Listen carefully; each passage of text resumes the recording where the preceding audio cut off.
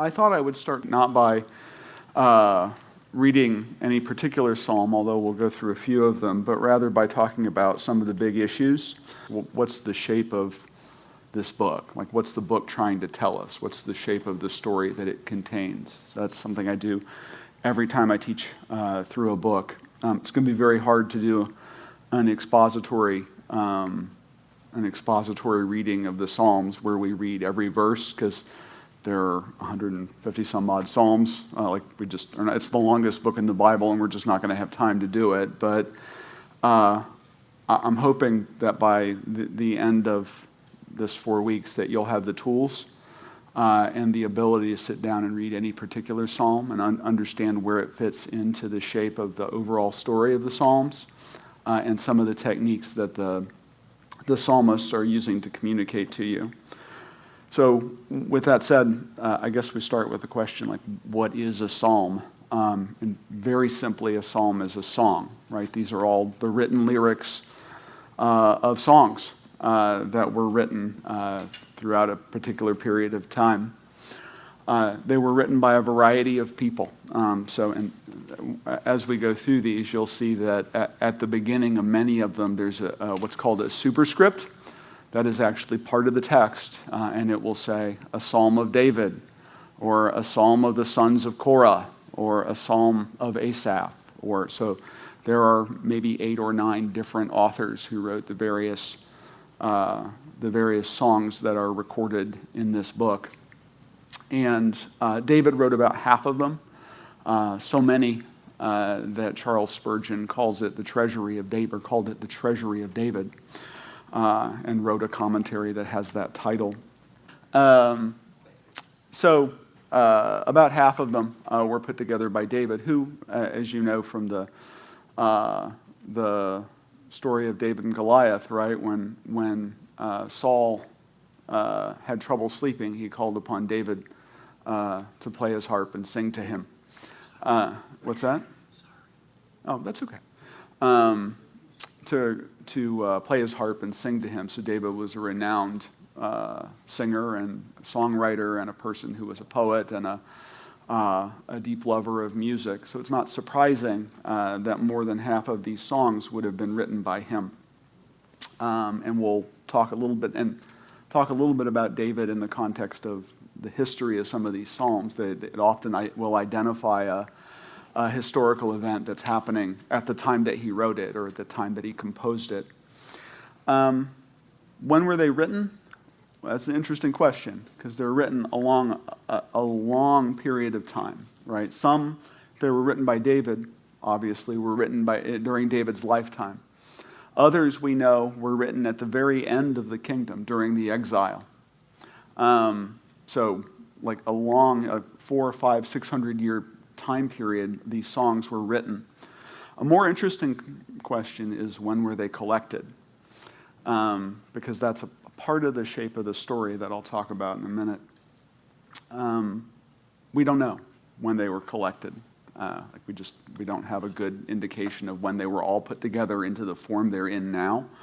The early church fathers said that David put them together, but that is probably not possible, because some of them were written after he was dead. So it seems unlikely that he did that. Some early church fathers thought he wrote all of them. Prophetically, there were a variety of theories about why that was. But and then finally, what can the Psalms teach us? As we go through here, I want you to think about 3 things. One, and maybe least important, is the power of language. There is not a single word in these songs that is wasted. The psalmist composed with eternity in mind, right? With the idea that we would read them, and the language is beautiful. It's shaped, even in English translation, it's shaped in a way that all of us can understand the power of language to move. I was kind of reflecting. Chris taught a few weeks ago in the main sanctuary. He did a message on the book of James. And of course, there's that passage from James where it talks about the tongue and about watching what you say, right? He says the the tongue is it's a unruly evil filled with deadly poison, right? That phrase always sticks out at me. Like, you have to be careful with the things that you say.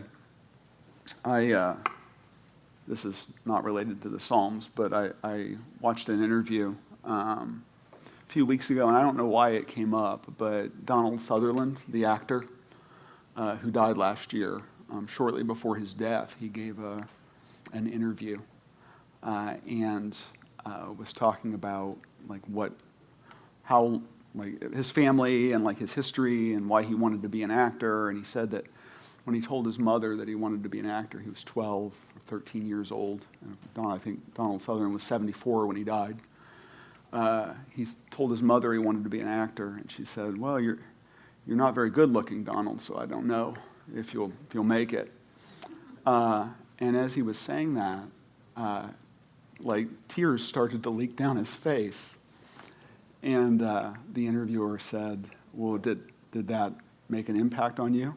And he said, "Well, it's 60 years later and I'm crying. So what do you think?" It is so easy. People are so fragile, and it's so easy to break them in a moment without even thinking about it. Just the things you say to your kids, and it's very difficult. But the Psalms is a reminder that words also have the power to renew us and to be beautiful, right? The gift of human language is one of God's greatest gifts to us, and one of our greatest weapons to misuse. So that's one. Two, I want you to see the way that God understands and accepts the whole range of human emotion. Every human emotion is represented in the Psalms. People get angry at God, right? David gets super angry at God, frequently in the Psalms. He writes with incredible anger. There's anger at other people. There's love. There's triumph. There's joy. There's mercy. There's every emotion that you can feel is expressed in the Psalm. There's an early Zach Williams song before he got real popular called "Come to the Table," and it's Jesus speaking to a person who's downtrodden, and he says, "Come to the table. There ain't nothing I ain't seen before." Right? That's the Psalms. He's seen it all. He's not surprised by anything you do or say. You're not going to come up with anything inventive that God didn't know about. He invented you. And that's important, right, to remember as you go along. Because I know that oftentimes we feel alone or like we're struggling. Does anybody understand what I'm going through or what I feel? It's easy to feel alone, but you can read the Psalms and understand that there's nothing new under the sun. Nothing. People have felt the way you felt from the beginning of time to the present day. And then finally, I want you to notice as we go along, the Psalms are an anthology, right? They're a collection of poems, but they tell a story about redemption. The whole story of the Bible is about God's attempt to reconcile man with himself. And the Psalms is no different. It tells that story as well. We're going to get to that in just a moment. I want to just spend just a few minutes, if you have your handout. You do not need, there's a lot of fancy jargon on here. You don't need to pay attention to the fancy jargon. I'll explain. But in a poem that is written in English, there are certain techniques and certain things that make it a poem, right? One of the most common ones is it rhymes, right? So if you read verse and it's all metered the same and it rhymes, you're like, oh, that's a poem, right? It's easy to recognize. Not every language uses rhyme as a way to designate poetry. And Hebrew does not. It does not rhyme. But they had other techniques to mark out that this is poetry. And they're kind of written out here, and I'll go through them.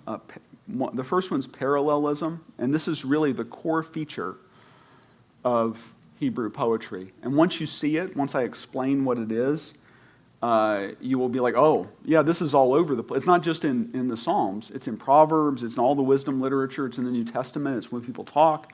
It's a Hebrew way of thinking. And very simply put, C.S. Lewis, in his Reflections on the Psalms, which you should all read because it's excellent, he said, parallelism is a way of saying the same thing twice in different words. And that's really all it is. And there are three types that I'll delve into just a little bit here. One is called antithetical parallelism. Parallelism. You can think of this as saying the opposite thing in two different lines. And I'll give you an example. We'll turn to Psalm 1:6. I wrote this handout in haste, so I hope all these are right. Psalm 1:6. For the Lord knoweth the way of the righteous, but the way of the ungodly shall perish. Right? The Lord knows and sustains the way of the righteous, and then quickly, but the way of the ungodly will perish. Because God doesn't like that. Right? That's the implication. So, a phrase and then its opposite, or a phrase and then something that explains it in a way that opposes it. Second, synonymous parallelism. And this really is saying the same thing twice in different words. And here we have Psalm 24:1, which says, the earth is the Lord's and the fullness thereof, the world and they that dwell therein. Right? Right. The earth is the Lord's, and so is everything in it. So is the world and everything in it, right? It takes the original idea and then extends it. And finally, synthetic parallelism, which is the second line that adds to or completes the first. And we'll go to Psalm 19:7 to understand that one. The law of the Lord is perfect, converting the soul. The testimony of the Lord is sure, making wise the simple. So again, once you see this, you cannot unsee it. It is a fundamental, core, foundational principle of the way that the Psalms are constructed. And it's the way ancient Israelites thought. Is, okay, I'm thinking this thought, and I'm going to think a parallel thought that expands on or extends what I'm saying. And you say, well, why did they write like this? Or why did they think like this? There are a couple reasons. Remember, in the ancient world, it's very hard to write, and it's expensive to write anything down. It takes a long time. So most of these songs were memorized first. Right? That's why the structure is what it is, so people can remember it. And so, like, I think I read somewhere that something like 99.7%, and how would they know this? I don't know. But 99.7% of all the material written before the invention of the printing press is lost to us. Like, and you'll see it, like, in the Bible, it refers sometimes to books that we just don't have. Right? They're lost. There are ancient writings that refer to things like, oh, this guy wrote a companion to the Iliad, or he wrote a parody of the Iliad, and it just doesn't exist. We can't find it. Nobody's ever found it. So to write something down is a monumental act of faith in the ancient world. It's expensive, and it means it's important. So eventually these got important enough to remember, but first they were songs, right? And you don't think of writing songs down first. You think of memorizing them and singing them. So that's why this couplet structure is so important. It's why it's so prevalent here. And then, I won't talk about emblematic parallelism or parenthetic parallelism. I don't. Those are harder to explain, and I think not important for us.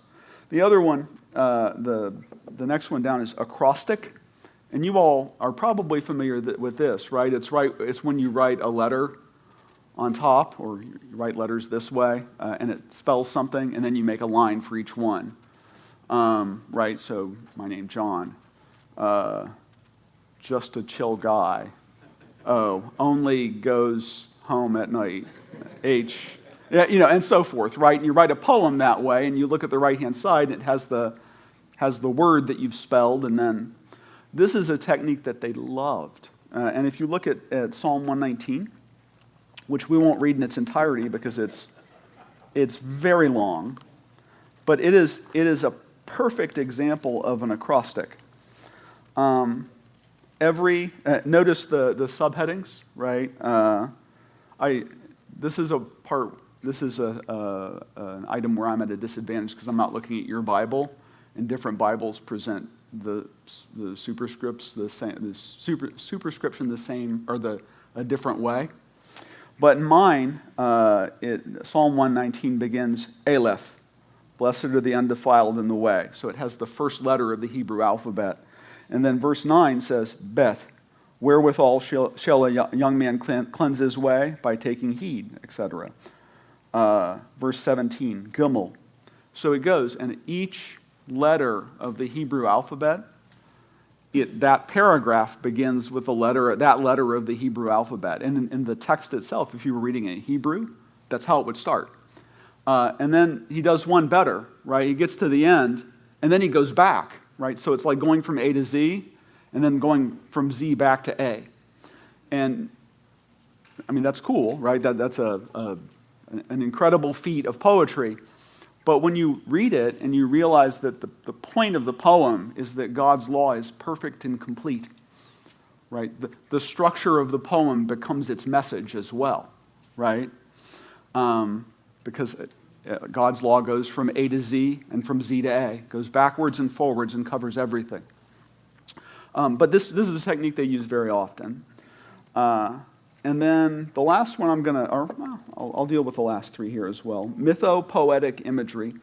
And I'm not going to talk about this a ton, but I think it's very important that we understand poetry as a genre. And what I mean by that is the things you read in a poem are not intended to be taken literally, right? So there are references in these poems to God fighting the chaos dragon, right, and taming the waters. Did God fight a dragon? I mean, he could, right? But no, he did not. Like physically fight a dragon in front of a bunch of people and then they wrote it down. That didn't happen. It's an image for God, how God controls the universe, how he masters chaos and creates order. So when we read that, and when I describe genre, I always say, like, it's important to know what you're reading, right? If you read on the front page of the paper, Reds invade Cleveland, right? It's very important to know whether that's referring to the baseball team or it's referring to communists. Is it right? You have to know what genre am I reading. Am I reading a sports story or am I reading a political story? Because the message is very different. The same thing is true here. We have to understand the mythopoetic parts of the Psalms as being imagery rather than a statement of fact. An inclusio is when a psalm begins and ends with the same phrase or idea. And finally, a chiasm is a mirrored structure. And I won't go over this too deeply, but it's when you say thing A, thing B, thing B, thing A. And I guess we'll turn to Psalm 3, 7, 8. It might be helpful to see that in action. This is a technique that's used all the time in the Bible.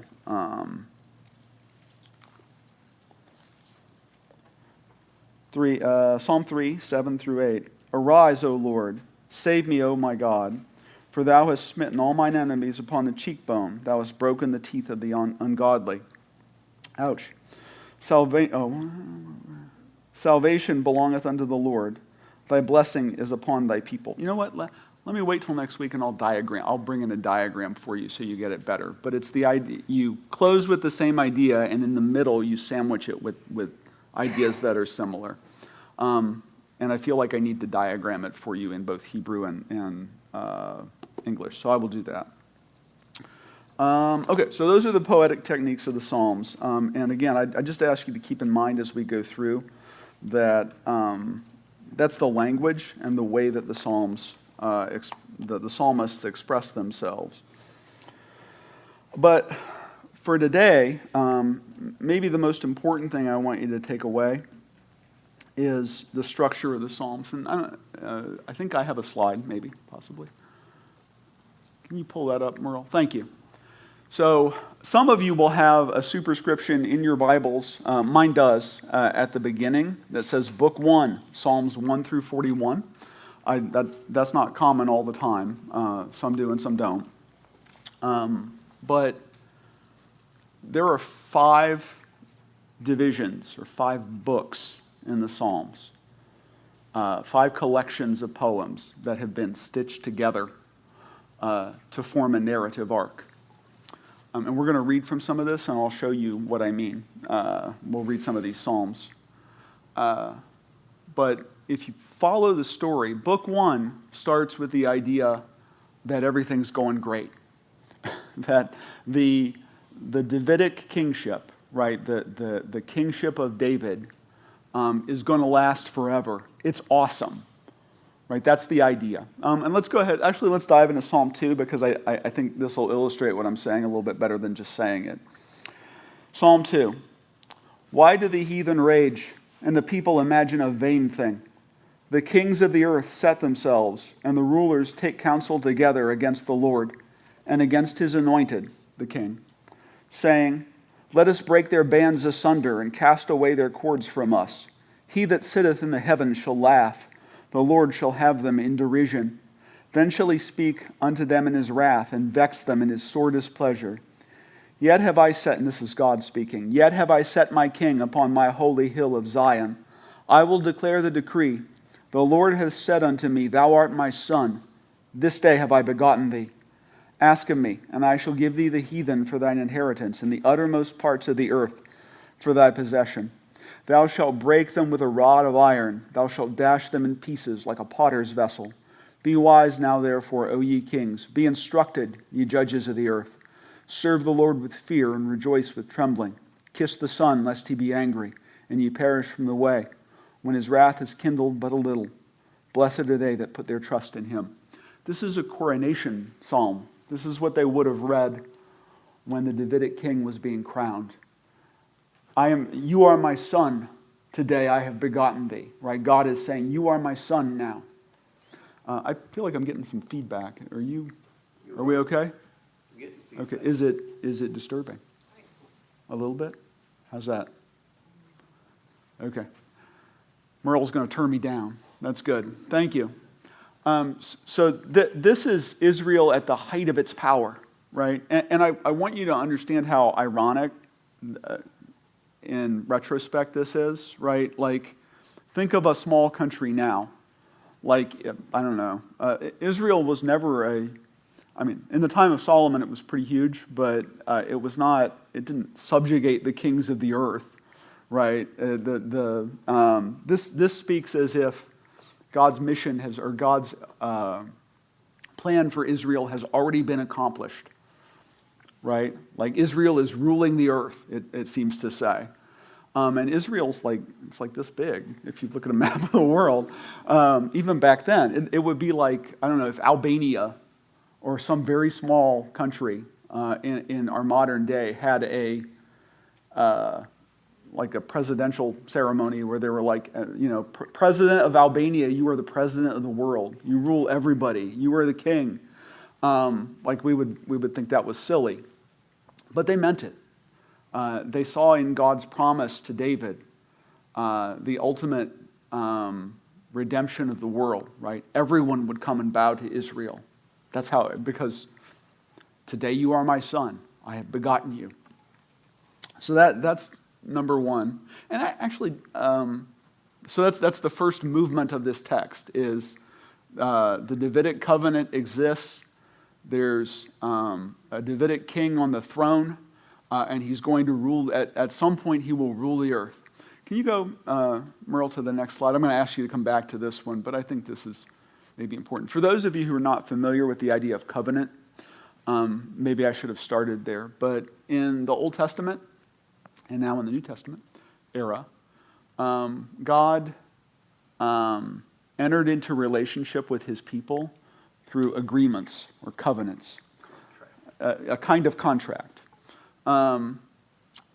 And you can see them here. They're listed, and these will be important in a moment. But the first one was with Noah, and it's in Genesis. And basically, the key or core promise was, hey, I won't destroy the earth with water again.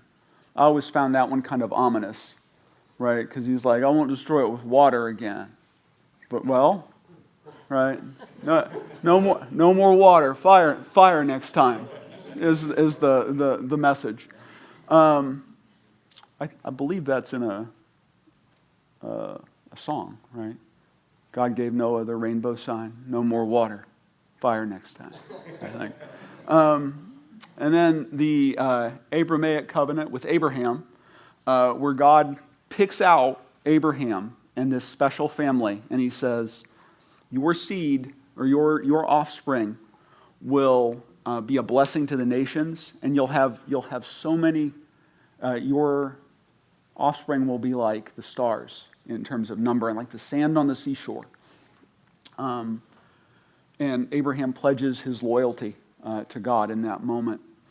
The Mosaic covenant comes after with Moses, and there he says, right, out of a family, Abraham's family, he makes a nation, right? And he says, this nation is my nation. This is my people. So you shall be my people, and they create the law and this national identity of being Hebrews. And then David, right? He says to David, there is an eternal throne for David's descendant, right? David, at one point in his career, he looks out. He has a palace of cedar and ivory, and he looks out, and God's tabernacle is there, and he says, "It's not fit that I should live in a palace made of cedar and ivory, and you should live in a tent in the rain. So I'm going to build a temple." And God says, "Well, I didn't ask for a temple, but if you're going to build it, that's cool. But I'm going to covenant with you that your children or your descendant will have an eternal throne." And then finally, right, notably, the Davidic covenant did not bear out in the way that the Israelites thought. Right, it didn't work out the way they thought it was going to work out. We know the end of the story because we have the benefit of this book, but they did not. And so in Jeremiah, right, the kingship has failed. And God announces to Jeremiah, who is really the first Jew, he says, "I'm going to make a new covenant, a new law, and I'm going to write it on people's hearts." And that's the era we live in now, right? The new covenant is a covenant with Christ. So the law is written on our hearts, and we have actual forgiveness of sins. Notably, in those first 4 covenants, there wasn't a permanent way for people to expel or get rid of their sins. You had to constantly do sacrifices. That's a subject of the book of Hebrews that we can talk about sometime. But these are the covenants. And in the era of Psalms, at least at the beginning, we are smack dab in the middle of the Davidic covenant, and they think it's going great. So can you go back, Merle? Thanks. So book 2, Psalms 42 through 72, talk about the challenges of covenant, right? Something's starting to go wrong, and they can sense it. One thing I want to mention here is you can go in each book, and you can find Psalms that are not consistent with the themes that are up here, right? Signs of trouble. Go read Psalm 22, right? Where David talks about his enemies being all around him. He's in immense pain, and he's scared. These are not super clear distinctions all the time. I'm talking about broad themes in each of these books. So please don't pick out one psalm and say, "Hey, this isn't consistent," because it's not. The seams are not always even in this collection. So let's go to Psalm 44.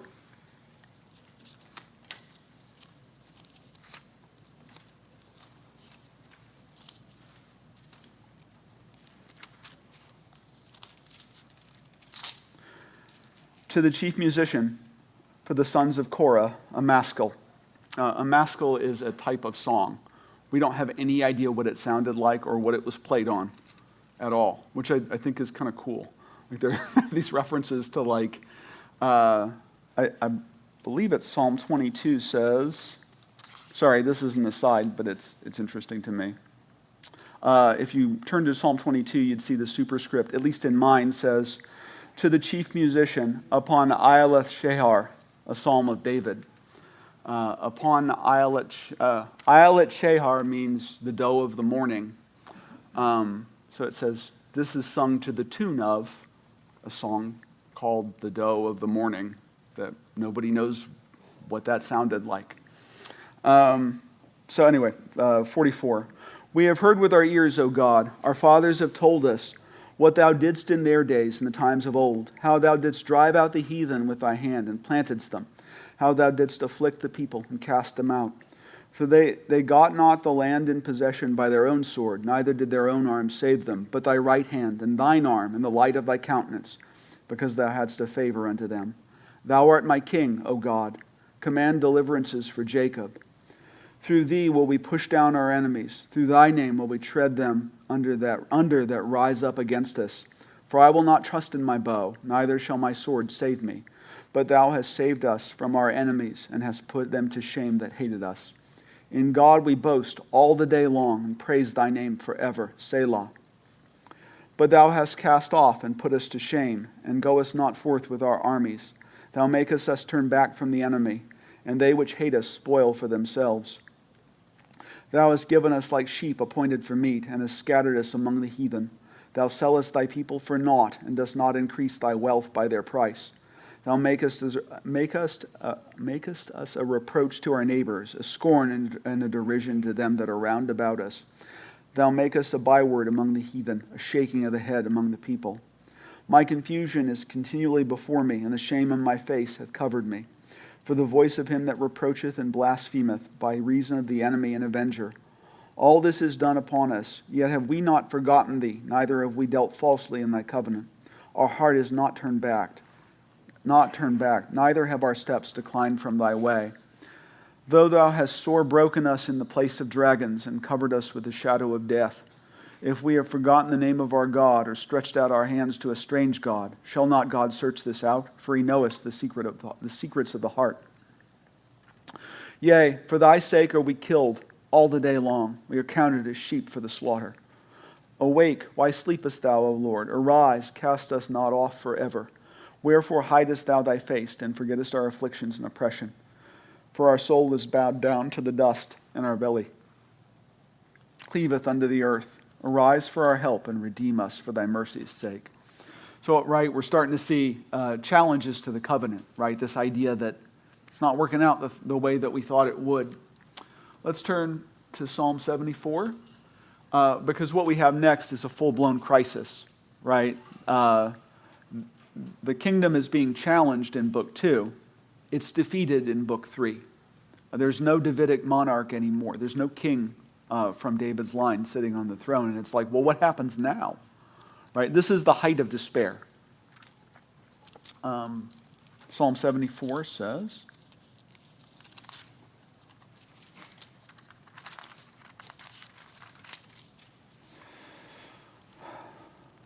a maskil of Asaph. God, why hast thou cast us off forever? Why doth thine anger smoke against the sheep of thy pasture? Remember thy congregation, which thou hast purchased of old, the rod of thine inheritance, which thou hast redeemed, this Mount Zion, wherein thou hast dwelt. Lift up thy feet unto the perpetual desolations, even all that the enemy hath done wickedly in the sanctuary. Right, the temple's been destroyed. Thine enemies roar in the midst of thy congregations. They set up their ensigns for signs. A man was famous according as he had lifted up axes upon the thick trees. And now they break down the carved work thereof at once with axes and hammers. They have cast fire into thy sanctuary. They have defiled by casting down the dwelling place of thy name to the ground. They said in their hearts, let us destroy them together. They have burned up all the synagogues of God in the land. We see not our signs. There is no more any prophet, neither is there among us any that knoweth how long. O God, how long shall the adversary reproach? Shall the enemy blaspheme thy name forever? Why withdrawest thou thy hand, even thy right hand? Pluck it out of thy bosom. In other words, please help us. For God is my king of old, working salvation in the midst of the earth. Thou didst divide the sea by thy strength. Thou breakest the heads of the dragons in the waters. Thou breakest the heads of Leviathan in pieces, and gavest him to be meat to the people inhabiting the wilderness. Thou didst cleave the fountain and the flood. Thou driedst up mighty rivers. The day is thine, the night also is thine. Thou hast prepared the light and the sun. Thou hast set all the borders of the earth. Thou hast made summer and winter. Remember this, that the enemy hath reproached, O Lord, and that the foolish people have blasphemed thy name. O deliver not the soul of thy turtle dove under the multitude of the wicked. Forget not the congregation of thy poor forever. Have respect unto the covenant, for the dark places of the earth are full of the habitations of cruelty. O let not the oppressed return ashamed. Let the poor and needy praise thy name. Arise, O God, plead thine own cause. Remember how the foolish man reproacheth thee daily. Forget not the voice of thine enemies. The tumult of those that rise up against thee increaseth continually. Right, so this is the very bottom. This is as low as it gets. The temple has been burned. People are mocking God daily. So much so that the psalmist feels like he needs to say, hey, they're making fun of you. Right? Aren't you going to do anything? Right? That it's like, help us. Remember the covenant, God. If we turn to Psalm 90, you will see where they land. Right? The covenant with David seems to be over. God seems to have abandoned it and rejected it. And they say, what's left? What's left is the song of this prayer of Moses, right? Because remember the list I showed, right? You can go back to the one where God said, "You're my nation, you're my people." That's the Mosaic covenant, right? Whether there's a king or not, we're God's people, and it never changes. Lord, thou hast been our dwelling place in all generations, before the mountains were brought forth. Ever thou hadst formed the earth and the world. Even from everlasting to everlasting, thou art God. Thou turnest man to destruction, and sayest, Return, ye children of men. For 1,000 years in thy sight are but as yesterday when it is past, and as a watch in the night. Thou carriest them away with a flood. They are as asleep. In the morning they are like grass which groweth up. In the morning it flourisheth and groweth up. In the evening it is cut down and withereth. For we are consumed by thine anger, and by thy wrath are we troubled. Thou hast set our iniquities before thee, our secret sins in the light of thy countenance. For all our days are passed away in thy wrath. We spend our years as a tale that is told. The days of our years are 80 years and 10. And if by reason of strength they be 80 years, yet is their strength labor and sorrow, for it is soon cut off, and we fly away. Who knoweth the power of thine anger? Even according to thy fear, so is thy wrath. So teach us to number our days, that we may apply our hearts unto wisdom. Return, O Lord, how long? And let it repent thee concerning thy servants.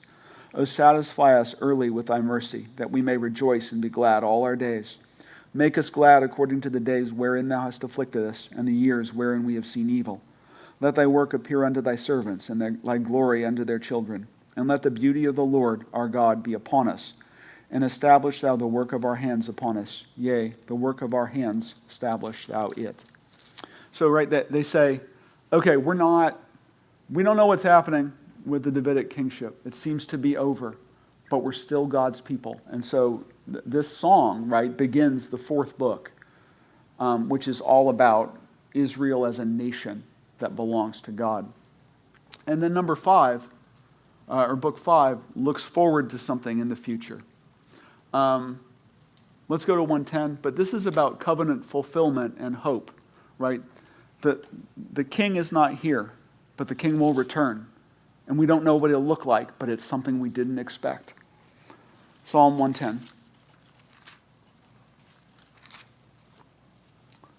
The Lord said unto my Lord, Sit thou at my right hand until I make thine enemies thy footstool. The Lord shall send the rod of thy strength out of Zion. Rule thou in the midst of thine enemies. Thy people shall be willing in the day of thy power, and the beauties of holiness from the womb of the morning. Thou hast the dew of thy youth. The Lord hath sworn and will not repent. Thou art a priest forever, after the order of Melchizedek. The Lord at thy right hand shall strike through kings in the day of his wrath. He shall judge among the heathen. He shall fill the places with the dead bodies. He shall wound the heads over many countries. He shall drink of the brook in the way. Therefore shall he lift up the head. Now, I don't want to focus. We can't go read the book of Hebrews today, but we should. Because this psalm is, the author of the book of Hebrews says, as the prophet said, and then refers to this psalm and says, this was Jesus who appears in this psalm, who is described here, right? Thou art a priest forever after the order of Melchizedek. And I'm not going to dwell in it. I'm not going to dwell on this for a super long time because I think I'm out of time, right? Okay. So if we went back and we read Genesis, you would see that Abraham meets this fellow who's only mentioned one other time, Melchizedek. And Melchizedek says, he's described as a priest of the Most High. Right? He's a priest who worships Yahweh, who worships God. The same God that will eventually be worshipped by Abraham and his family and be chosen out by them. And the point that the author of Hebrews is making in referencing this psalm is, I wish we had time to read it, but he says in Genesis, Melchizedek appears, and he just appears out of nowhere. It doesn't say, we're not given a complicated backstory for him. It doesn't say, here's where he was born and how he grew up and how he came to know God. It doesn't say anything about him. He just appears out of nowhere. And then he disappears into nowhere. But he worships the Lord. And Abraham gave him a tithe because the lesser always tithes to the greater, right? And he says, what Melchizedek is in that story, right? No end, no beginning and no end. A priest, independent unto himself, outside of the Mosaic tradition. That's what Jesus is for real, right? That Jesus is the fulfillment of that. It doesn't mean Jesus was Melchizedek. It means, Melchizedek was a prophecy in the form of a person of what Christ would be. No ending and no beginning. Connected to God in this special way that's outside the system that had failed the Israelites. So anyway, that's what Book 5 is about. Something good is, the Davidic covenant failed, but something more awesome is coming that fulfills it. And then we're not going to read any of them this week, but the last 5 Psalms are the psalmist just freaking out over how good God is. They can't believe it, that this promise has been given to them, and it's like an explosion of praise. I hope this was helpful just to kind of set the stage. And the final point I want to make here is, right, we talk about the Bible as being inspired, and it certainly is. The words of each psalm were inspired by God, right? The psalmists were inspired to write them, but the person who collected these poems and put them in this order to tell this story was also inspired, right? Our view of what was inspired in the collection and structure of these scriptures needs to be broader than just God told them what to write. God made these poems survive, find their way into the hands of somebody who said, I can put these together in a way that tells the story of God and his people.